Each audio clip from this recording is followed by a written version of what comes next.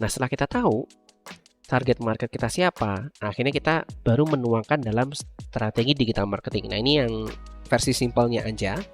Jadi sebenarnya kan kalau ngomongin digital marketing itu kita fokus ke arah 5 hal ini ya. Jadi dalam mau ngomongin digital marketing kita butuh nih banyak orang yang tahu. Butuh banyak orang yang jadi kepo, dari yang udah tahu jadi kepo, dari yang kepo jadi nanya, dari yang nanya jadi beli, dari yang beli jadi ngerekomendasikan. Nah, strateginya adalah kita harus tahu dua hal, channelnya apa, strateginya apa. Contoh, kita udah fokus nih, ternyata Mbak J itu sukanya di Instagram, maka channel yang kita pilih adalah Instagram. Gimana supaya Mbak JJ tahu? Nah, kita bikin strategi, oke deh, kita coba ngonten 3 konten per minggu. Kita ngonten khusus ke food healthy, mitos, dan daily routine. Jadi kita bahas tuh food health yang bagus tuh apa, makanan yang bagus untuk kulit. Terus mitos apa sih nggak boleh dilakuin ketika merawat kulit? Misal jangan makan di depan pintu, nanti susah jodoh misal. Atau minum madu dapat meningkatkan kekenyalan kulit. Itu mitos apa fakta? Nah, kita bahas dari situ. Daily routine misal.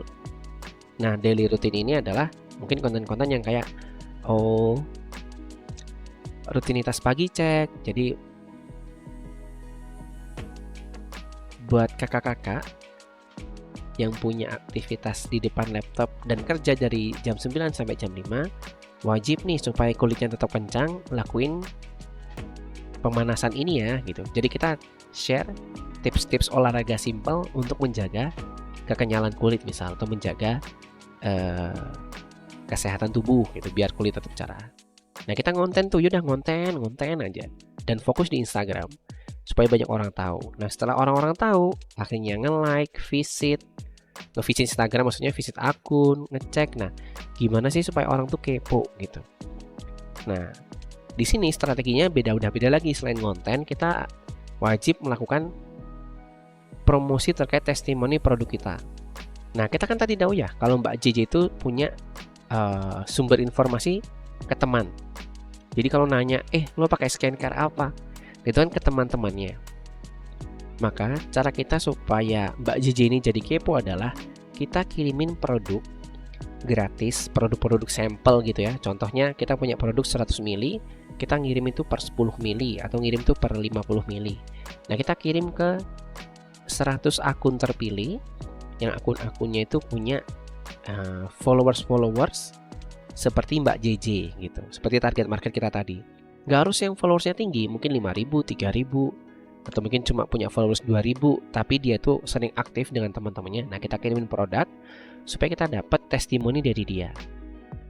Biasanya ada yang berbayar, biasanya juga ada yang gratis mungkin kalau dia baik. Cukup ya chat aja nggak apa-apa. Kita dari brand A, udah punya sertifikasi, udah ada izin BPOM, kita mau kirim produk gratis sih Kak, supaya pengen dapat testimoninya dalam pengembangan produk kita gitu. Nah, kalau kita udah punya produk testimoninya, kita angkat dalam konten di Instagram. Oh, ternyata banyak yang udah lihat skincare-nya. Oh, banyak yang udah nyoba skincare-nya.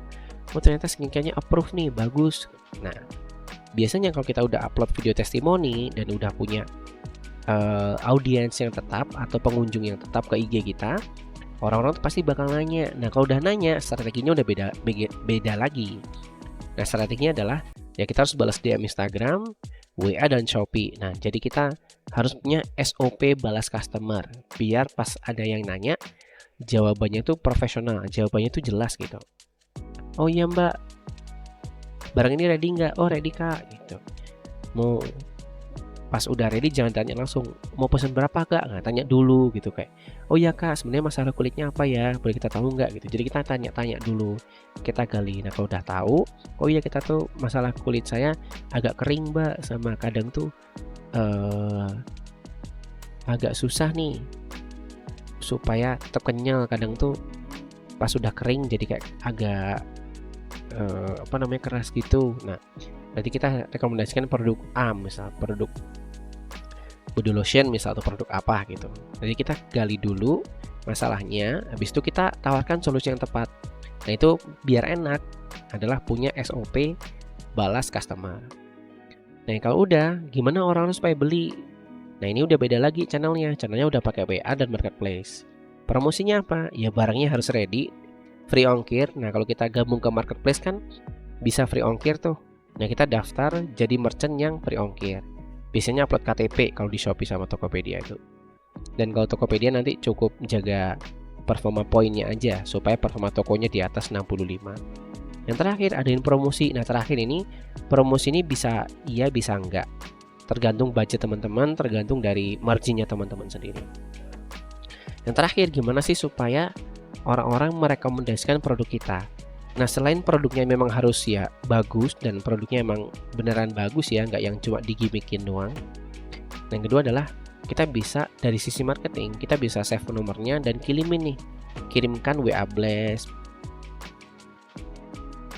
atau mungkin email gitu ya, email atau WA blast bebas.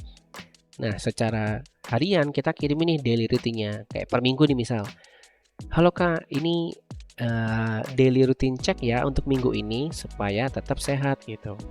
Jadi seminggu itu misal makanannya apa, olahraga yang disarankan apa, jadi kita kirim kayak selebaran gitu, atau bukan selebaran ya, kita kirim satu konten berbentuk PDF atau gambar boleh tentang minggu ini harus ngapain aja nih. Misal minum 8 gelas sehari misal. Terus konsumsi buah pir dan buah semangka misal, karena punya kandungan antioksidan misal gitu ya. Dan juga jangan lupa untuk olahraga 5 menit setiap hari. 5 menitnya di pagi hari, misal squat sama push up misal gitu. Nah kita kirimin tuh daily supaya orang tetap terkoneksi dengan kita. Akhirnya orang tuh menyadari, oh iya ya, brand A ini peduli banget.